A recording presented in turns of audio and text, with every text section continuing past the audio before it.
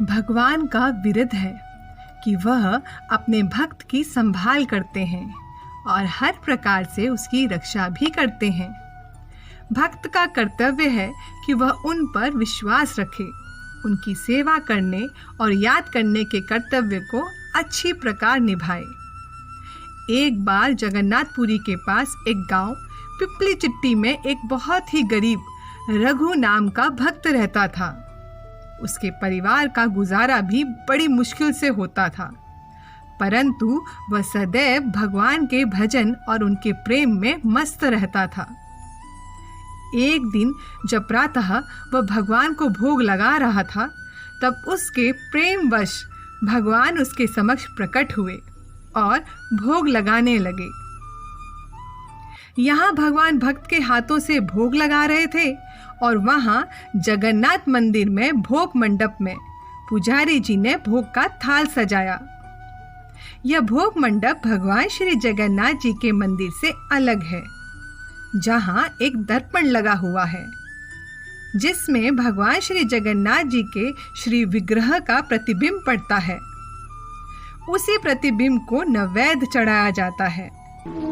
जब पुजारी भोग लगाने लगा तब यह देखकर हैरान हो गया कि दर्पण में श्री भगवान का प्रतिबिंब नहीं पड़ रहा है।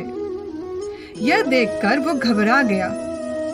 भगवान के श्री विग्रह तथा दर्पण के मध्य कोई रुकावट भी नहीं थी, फिर भी उसमें प्रतिबिंब नहीं पड़ रहा था। यह देखकर पुजारी भागा भागा पुरी नरेश के पास गया और सारी बात कहते हुए बोला, राजन राजन, नैवेद्य में कुछ दोष मालूम पड़ता है, तभी तो भगवान श्री जगन्नाथ जी उसे स्वीकार नहीं कर रहे हैं। पूरी नरेश भी बहुत भक्ति भाव वाले थे। वे तुरंत मंदिर में पहुंचे। अभी भी भगवान का प्रतिबिंब दर्पण में नहीं पड़ रहा था। भोग का थाल चूंकि नरेश की ओर से ही जाता था, अतः उन्हें बहुत दुख हुआ। वह सोचने लगे, न जाने मुझसे अनजाने में क्या अपराध हो गया है जो भगवान आज भोग स्वीकार नहीं कर रहे हैं। दुखी हृदय से वह पश्चाताप करते हुए गरुड़ ध्वज के पास जाकर भूमि पर लेट गए। लेटते ही भगवान की प्रेरणा से उन्हें झपकी आ गई। स्वप्न में क्या देखते हैं कि भगवान उन्हें संबोधित करते हुए कह रहे हैं, राजन, तुम दुखी मत हो, तुम्हारा कोई अपराध नहीं है।